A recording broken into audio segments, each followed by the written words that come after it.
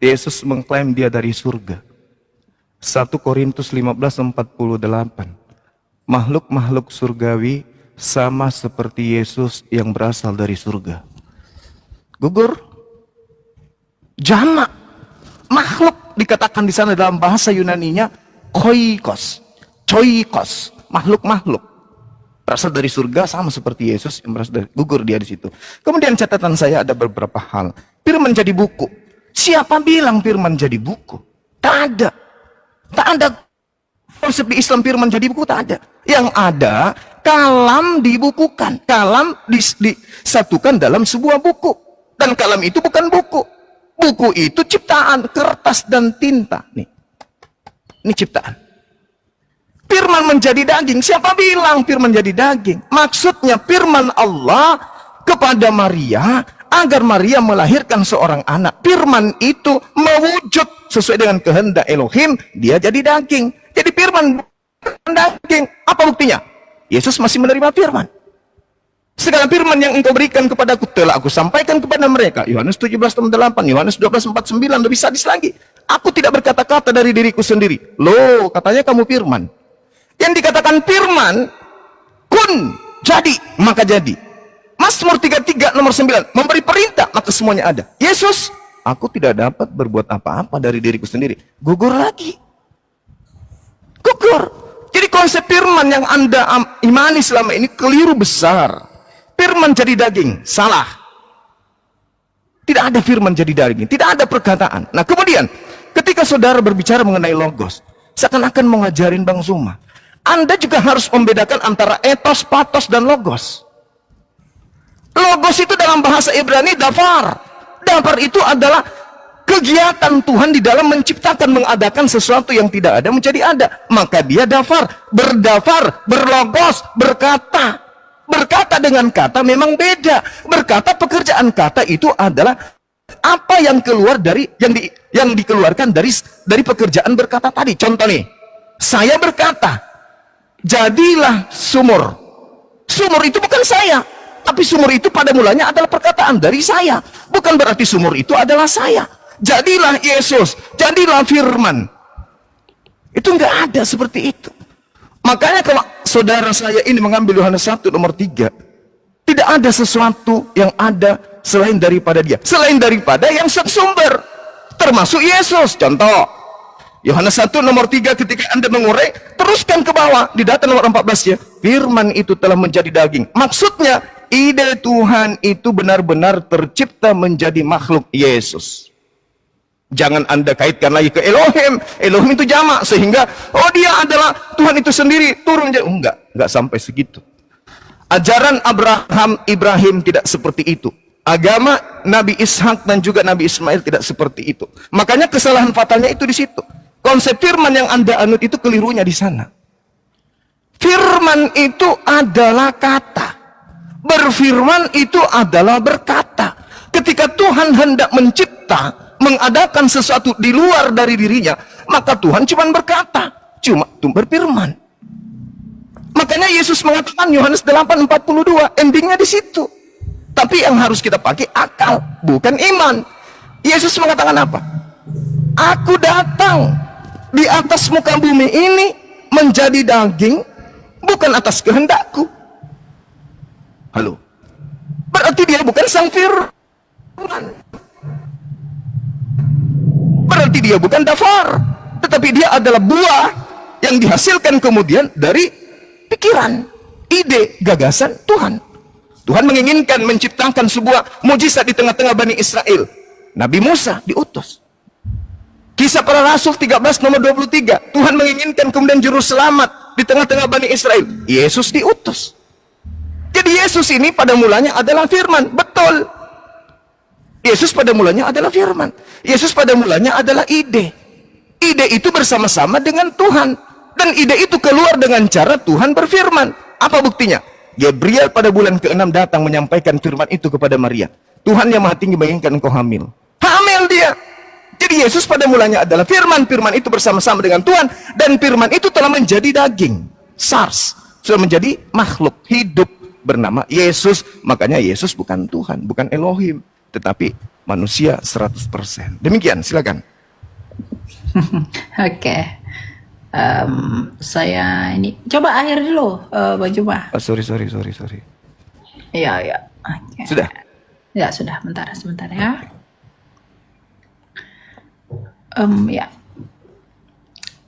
Oke, yang pertama Yesus menyampaikan firman. Tadi Bang Zuma katakan, inilah makanya perlunya Bang Zuma dengan kerendahan hati saya mengajak Anda untuk belajar lebih dalam lagi ya. Tadi kita berkata Yesus adalah Logos. Nah, coba kita analisa kata Yohanes 17 ayat 8. Di sini Bang Zuma mungkin tidak tahu dan belum belajar masalah firman ya. Di sini coba kita lihat. Sebab segala firman yang kau sampaikan kepadaku. Nah, firman di sini, firman yang didapat Yesus dari Bapa itu bahasa Yunaninya apa? Firman di sini remata, rema, bukan logos. Jadi bedakan ya Bang Zuma ya antara rema dan logos. Dan Yesus itu adalah, nih kita lihat di dalam ini tadi di dalam nih, pada mulanya adalah firman. Firman itu bersama-sama dengan Allah. Coba lihat dalam Yunaninya, dalam naskah Textus Receptus. Logos. Jadi Bang Juma pun lagi dan lagi masih gagal. Yesus menyampaikan firman, yang disampaikan itu bukan logos. Tapi yang disampaikan itu adalah rema. Nah, yang kedua, perkataan saya itu bukan saya. Tadi Bang Juma mengatakan begitu menyangkut Yesus sebagai ide ilahi. Nah, lalu yang menjadi pertanyaan saya, bukankah idenya Bang Zuma itu lahir dari Bang Zuma? Katakanlah saya tidak melihat wajah Bang Zuma dan saya mendengar firmannya Bang Zuma yang menjadi suara. Artinya saya bisa mengenal Bang Zuma melalui firmannya Bang Zuma yang menjadi suara. Nah, kita pun bisa mengenal Allah yang tidak kelihatan melalui firmannya yang menjadi manusia. Dia tidak kelihatan, maka dia memperkenalkan dirinya dengan imanen atau kelihatan ke dunia. Sebab Yesus adalah gambaran Allah yang tidak kelihatan. Kolose 1 ayat 15. Nah, masalah Yohanes 1 ayat 3. Dia itu ciptaan. Mohon maaf, coba kita lihat dalam Yohanes 1 ayat 3. Kita baca dengan teliti. Pada mulanya sudah ada firman. Firman itu bersama-sama dengan Allah dan firman itu adalah Allah. Ia pada mulanya bersama-sama dengan Allah. Segala sesuatu dijadikan melalui firman, dan tanpa firman tidak ada suatu pun yang telah jadi dari segala yang telah dijadikan. Kalau firman itu ciptaan, Bang Juma, kalau firman itu adalah diciptakan, bagaimana mungkin Allah menciptakan ciptaan melalui ciptaannya? Kalau firman itu tidak di dalam diri Allah, Sang Bapa yang Esa itu, bagaimana mungkin hal itu bisa terjadi? Artinya argumentasi Bang Juma pun saling kontradiksi. Di satu sisi Bang Juma mengakui firman itu di dalam Allah, di satu sisi Bang Juma mengatakan firman itu ciptaan. Berarti di dalam diri Allah yang bukan ciptaan ada yang ciptaan. Itu juga masih salah. Itu logika falasi. Bagaimana Bang Juma menjelaskan kesalahan itu? Ya, jadi kalau firman itu Bang Juma katakan adalah ciptaan, berarti di dalam diri Allah. Tadi Bang Juma mengakui ya bahwa ide itu keluar dari Bapa, ide itu keluar dari Allah. Berarti Anda mengakui bahwa di dalam diri Allah ada ciptaan. Masa ciptaan ada di dalam diri Allah yang kekal? Dan ketika firman itu menjadi manusia, Bang Juma perlu tahu dia tidak bertransubstansiasi. Yang tadinya Allah berubah menjadi manusia. Seperti nasi menjadi bubur. Ada bubur, nasinya tidak ada. Bukan begitu. Tapi dia dalam hakikat keilahiannya, dia menambahkan kodrat manusia. Sama seperti Bang Juma tadi, kalam yang dibukukan, oke, kami pun bisa mengatakan kalam yang dimanusiakan. Tidak ada yang salah. Karena dia menjadi itu bukan berubah substansi Bang Zuma. Tetapi dia itu menjadi menambahkan kodrat. Jadi kalau Bang Juma mengatakan kami tidak mengimani itu, kalam itu kalam itu dibukukan. Kami pun berkata kalam itu dimanusiakan. Ya. Jadi dari tadi argumentasi saya yang bertabrakan, argumentasi Bang Juma yang bertabrakan tetap dibantah dengan argumentasi juga yang belum jelas. Coba tadi dari studi kata logos di sini, ya. Di atas ini kata logos nomina. Bagaimana mungkin Anda mengatakan ini keinginan? Mohon maaf, Bang Juma belajar bahasa Yunani dari mana? Di sumber literasi Yunani mana logos itu adalah keinginan? Kalau itu keinginan, Bang Zuma, berarti itu akan bertabrakan dengan itu sebagai ide ilahi yang di dalam. Ya. Jadi Yesus itu adalah firman Allah dan dia kekal di dalam diri Allah, maka itu adalah Allah. Itulah monoteisme yang sejati yang menjelaskan kebagaimanaan Allah yang esa itu. Ya, gitu. Coba dibantah dulu dengan data ya. Ya, silakan Bang Zuma. Mohon siapa tidak nelpon dulu teman-teman. Oke. Iya. Ini Gimana? kenapa ya? Gimana Dek? Saya masuk ke sesi berapa ini? Kenapa ya ini saya tunggu sebentar. Ada masalah di apa?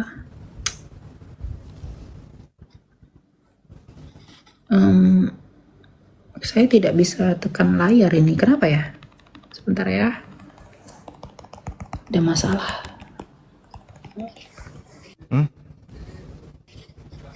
Sebentar ya. Oh gitu. Jadi sesi keberapa ini? Ini mau penutup kayaknya. Bentar. Kenapa ya layar saya? Bentar ya.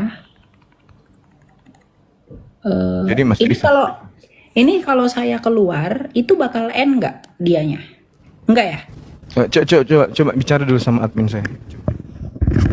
Kalau dia end, soalnya layar saya tuh kenapa ini mungkin verifikasi Iya, ya? kita nunggu yang 1 menit 53 detik ini, Kak. Nanti baru dilanjutkan lagi untuk Enggak, maksud saya itu adalah layarnya saya ini tidak bisa ditekan. saya juga. Jadi kita tunggu selesai ini yang keterangan putaran kemenangan. Layarnya Bang ini. Zuma juga nggak bisa ditekan ya? Iya benar. Kita Oh ya selesaikan sudah, aja di 1 ya udah menit. ditunggu aja kalau gitu. Baik. Ya oke. Ya udah, kita tunggu aja ya. Ini apa nanti? Bisa. Oke. Gitu ya. Jadi itu poin-poin yang saya mau highlight dari poinnya Bang Zuma tadi. Ya, biar jangan blunder. Oke. Ya. Saya sebenarnya penasaran ya bagaimana Bang Zuma itu mengatakan itu keinginan dari studi kata Yunani. Coba nanti saya pengen tahu ya. Itu bagaimana?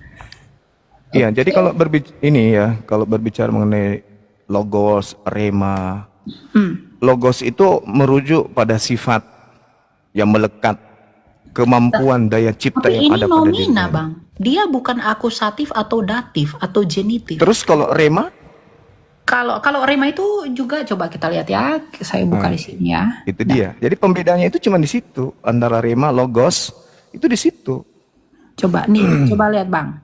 Di sini rema itu juga nomina, tapi dia itu dia, dalam makanya. pengertian perkataan. Perkataan, bukan. ucapan, Ya. lisan. Nah kalau logos, Ya, betul. Kalau logos itu yang mendasari perkataan itu, yang menyebabkan perkataan itulah itu yang ada. saya katakan sifat tadi. Itu adalah Itulah yang saya logos. katakan sifat. Jadi ibaratkan mulut, itulah mulut. Sementara rema itulah yang keluar dari mulut. Itu maksud saya. Antara logos dan rema. Ini kok nggak bisa seperti tetap ya? Ayo kita mulai lagi. Masih nggak bisa nggak sih? Udah bisa ya? Jadi Masih gimana? belum. Oh, Layarnya juga ketutupan. Sebentar. Kalau saya turun dulu gimana ya? tinggal diterima, Dek. Udah Iya, kayaknya dikirim. Ini. Ya. Oke. Sebentar Bang. Ada apa ini masalah itu tadi? Oke. Lanjutlah. Mulai. Oke. Ya, Iya. lanjut. Jadi ada hal yang menarik dari ungkapan terakhir tadi dari Delia yang mengatakan bahwa Tuhan menambahkan. Nah, di sini sebenarnya inilah kehadiran Kristen itu di situ.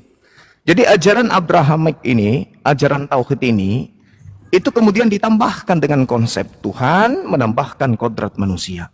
Nah, pada saat Tuhan menambahkan kodrat manusia inilah jatuhnya kepada ciptaan. Kemanusiaan ini ciptaan.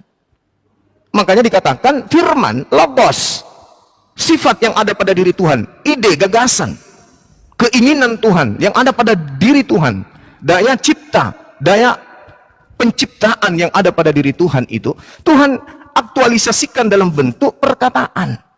Maka dia berkata, keluar dari sifatnya, logosnya yang melekat pada diri Tuhan itu, Kemudian dia mengatakan, aku hendak menciptakan makhluk bernama Yesus dari seorang wanita perawan bernama Maria. Itu logos, sifat yang melekat pada diri Tuhan. Sifat ini kemudian terrealisasi dengan rema. Dengan dia berfirman. Maka malaikat Gabriel menyampaikan kepada Maria. Terrealisasilah apa yang ada. Begitu daging ini jadi manusia karena dia dikasih roh, kemudian dia menerima rema, dia menerima kehendak firman Tuhan. Makanya ketika Yohanes 17:8 saudara tunjukkan kata itu memang betul. Yesus menerima rema. Oke. Yesus menerima perkataan. Yes. Jadi sang logos menitipkan kemudian rema, ucapan kepada sang perantara, yaitu Yesus yang adalah makhluk. Itu tidak salah di sana. Itu tidak keliru. Yang jadi permasalahan kemudian adalah ketika Yesus ini yang adalah makhluk yang berasal dari sifat Allah yang adalah logos yang melekat pada diri Allah, kemudian menerima rema, dianggap sebagai Tuhan itu sendiri. Sehingga ada konsep menambahkan kodrat daging. Daging ini ciptaan. Apa mungkin Tuhan menambahkan ciptaan pada dirinya dan ciptaan itu kemudian menjadi Tuhan juga? Ya tidak mungkin lah. Itu konsep para dewa. Kalau dewa-dewa Roma Yunani, iya. Makanya muncul kata Theos. Theos itu dewa. Dewa nuzul menjadi manusia, mengambil daging menjadi setengah dewa, setengah manusia. Itu betul. Tapi kalau dikatakan kemudian pencipta langit dan bumi yang dikenal dengan sebutan Hasem, menambahkan pribadi baru dalam bentuk daging, oh itu nggak ada. Di ajaran Nabi Ibrahim, Abrahamaik itu nggak ada yang kayak gitu. Itu murni dari ajaran Kristen aja yang bikin. Makanya konsep logos ini dalam hal ini adalah pada mulanya adalah firman-firman ini menjadi daging, itu hanya ada di Kristen. Yohanes 1 ini nggak diimani oleh orang-orang Yahudi. Karena itu sangat mengganggu ajaran tauhid mereka. Mengganggu ajaran yang diajarkan oleh Nabi Abraham atau kakek mereka. Ini yang perlu dipahami. Sehingga ketika kita gulirkan permasalahan, kodrat yang ditambahkan pada diri Tuhan ini apakah ciptaan atau pencipta? Nah itu masalah di situ. Ketika saudara mengatakan menambahkan kodrat manusia, pertanyaannya, jasadnya, dagingnya, berupa kaki, tangan, semua yang ada pada diri, ini ciptaan atau pencipta?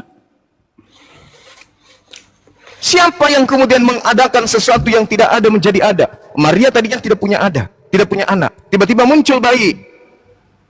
Siapa yang menciptakan bayi imut ini? Karena ini adalah hal yang ditambah-tambahkan kemudian. Sehingga Yesus mendapatkan posisi dari Trinitas ini. Yesus jadi bagian, dagingnya jadi bagian, jadi Tuhan. Sehingga kata Elohim dimaknai jamak. Tuhan itu banyak. Nah sekarang permasalahannya muncul. Ketika Tuhan menambahkan kodrat manusia, daging, darah, kulit, tulang, rambut, kuku. Ini apa? Ciptaan atau bukan? Karena dia adalah hal baru. Anak Maria ini adalah hal baru. Maria tadi yang tidak memiliki anak, tiba-tiba menjadi anak. Nah inilah kemudian yang perlu dipahami oleh saudara-saudara Kristen, bahwa batilnya konsep Trinitas itu nyata terlihat dengan adanya penambahan pribadi Tuhan yang merupakan manusia. Gambarannya Kolose 2:9, Filipi 2 nomor 6 sampai nomor 8. Tuhannya Bani Israel mengambil daging manusia. Apakah daging ini ciptaan? Nah itu masalah besar. Demikian. Oke, berarti nanti ini saya dulu, baru nanti setelah saya Bang Juma tutup, saya juga tutup ya. Udah 5 soalnya. Oke. Betul ya? Oke, ya. Oke, saya harap teman-teman dapat manfaat ya dari apa yang kita sampaikan. Jadi teman-teman, kesimpulan itu tetap ada di dalam penonton ya. Kita itu diskusi saja by data, dan Anda yang menimbang sendiri saja gitu. Oke, kita lihat. Oh, sebentar. Dikirim deh kayak tadi. Oke, ya. Oke. Sudah? Yes. Oke, ya. Puji Tuhan ya. Nah, yang pertama saya mau bantah yang pertama ya. Bang Juma mengatakan itu adalah buatan Kristen. Ya, Bang Juma mungkin akan mengatakan itu buatan Kristen karena dari tadi Bang Juma belum mampu membantah ini. Memra dalam Targum. Bang Juma, kalau memang firman itu menjadi manusia itu ide Kristen, di dalam iman Yahudi memra itu menjadi mal'ah Yahweh di dalam data ini. Nih, Bang Zuma. Malak Yahweh dalam Exodus, dia menjadi teofani. Memra itu menjadi teofani. Dan memra itu juga disembah. Artinya ide firman Allah menjadi manusia. itu bukan punya Kristen doang. Tapi Yahudi juga mengakui itu. Malah Yahweh, Memra dalam Targum tadi. Ya, saya tidak heran mungkin tadi Bang Zuma tidak mengatakan itu tidak ada karena belum menjawab ketimpangan dalam argumentasi ini. Ini belum dibantah sama sekali. Ini punya Yahudi, ya. Nah, kemudian yang kedua itu adalah logos itu sifat. Nah, kalau logos itu adalah sifat, saya ingin ajak Bang Zuma berbicara lebih jauh. Bagaimana mungkin sifat itu adalah nomina, Bang Zuma? Sifat itu adalah adjektiva, bukan nomina. Adjektif, cantik, manis, lucu, itu sifat. Itu adjektiva. Tapi logos ini nomina, nominatif. Apakah Bang Zuma itu mau mengubah yang nomina dalam iman, dalam pemahaman Yunani itu menjadi adjektiva? Makanya dari tadi saya pengen Bang Zuma itu sebenarnya tunjukin kepada saya di mana data yang menunjukkan logos itu adalah adjektiva. Saya pengen tahu. Saya sudah menunjukkan literasi saya, logos itu adalah nominatif. Bentuk genitifnya logo, bentuk akusatifnya logon, bentuk datifnya logo. Jamaknya pun, nominatifnya pun menyerap kata tunggalnya logoi. Sama seperti theos menjadi theoi. Ya, theos itu nomina dan nominatif jamaknya adalah theoi. Nah, lalu kenapa begitu? Bagaimana Bang Zuma menjawab ini?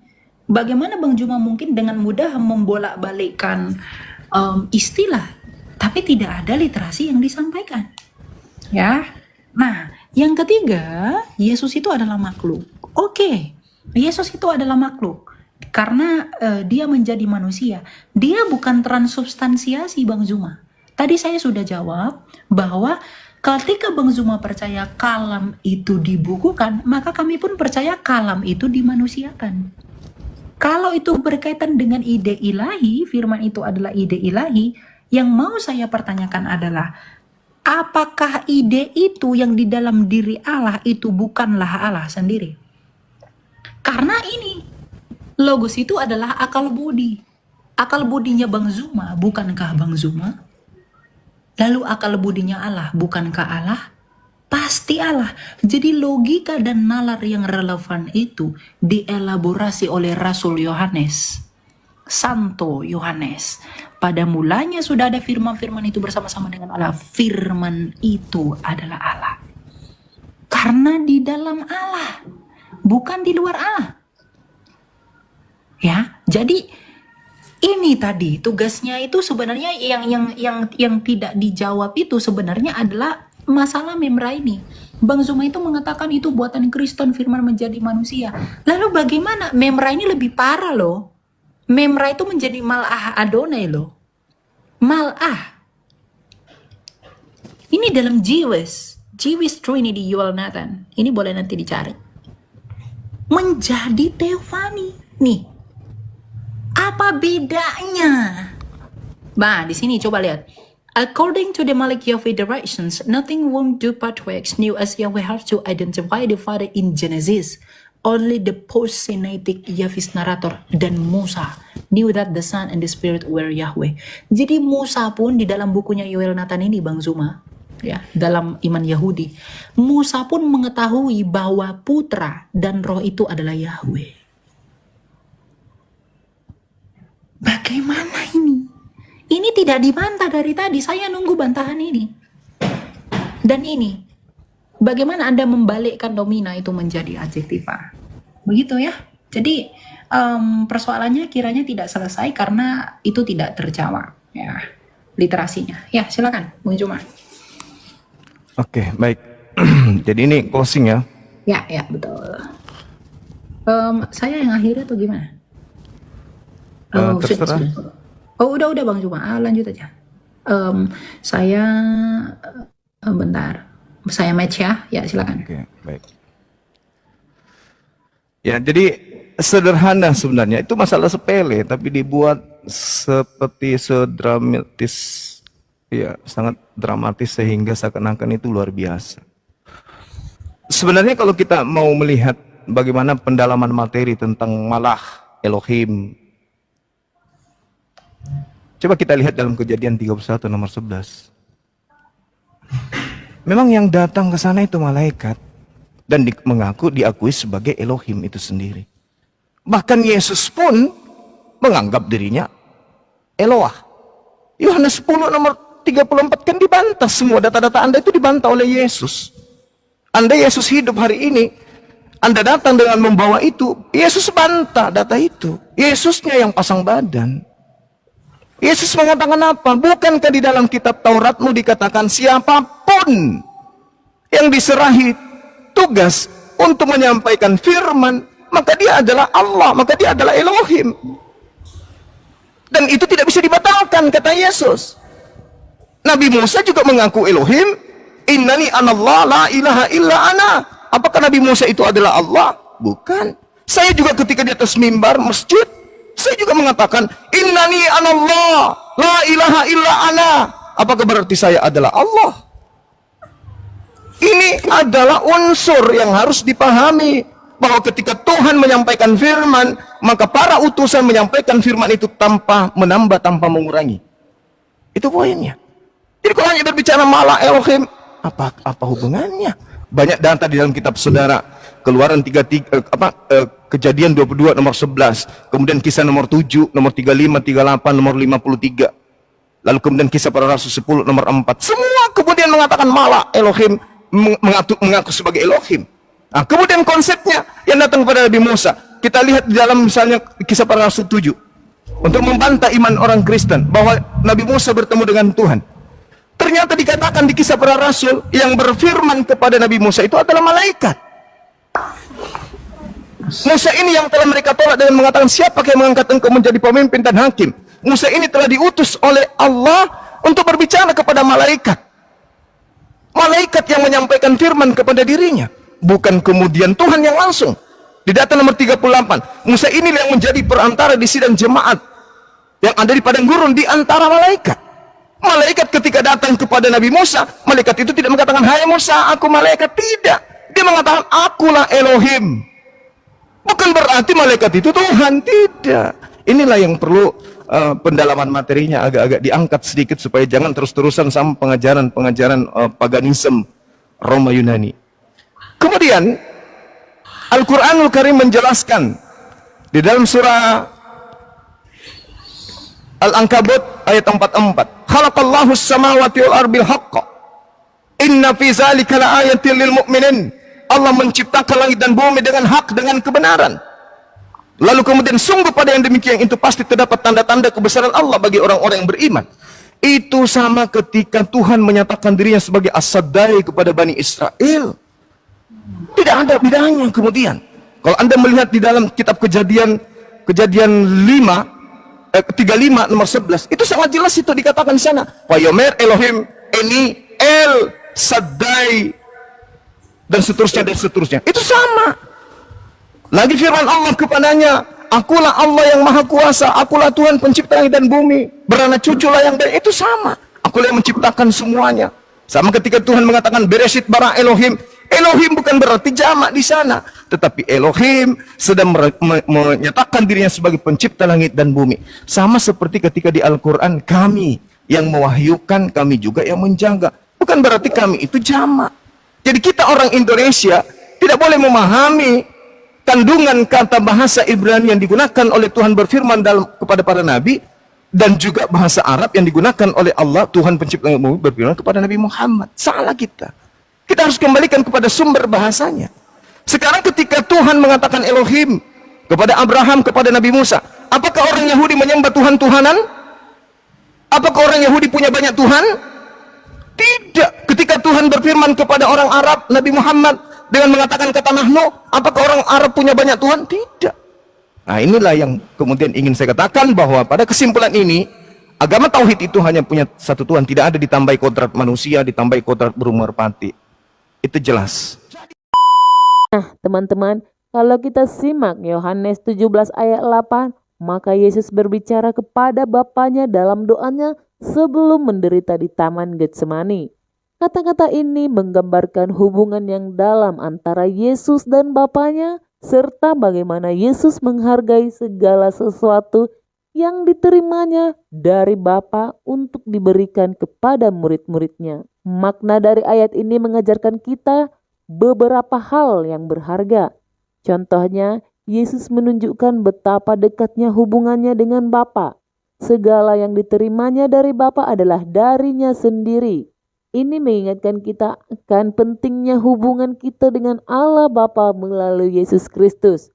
Firman Allah yang diberikan oleh Yesus tidak hanya berupa ajaran, tetapi juga kehidupan yang memberi keselamatan dan kebenaran kepada orang-orang yang menerimanya. Firman ini membangun iman, memberi harapan, dan mengubah hati orang percaya. Jadi firman ini mengajak kita untuk menghargai dan hidup dalam cahaya firman Allah yang telah dinyatakan melalui Yesus Kristus. Mari kita menerima dan hidupi setiap firman-Nya dengan penuh sukacita dan kesetiaan, sehingga kita dapat menjadi saksi-saksinya yang setia di dunia ini. Terima kasih telah menyaksikan video ini. Tuhan Yesus memberkati.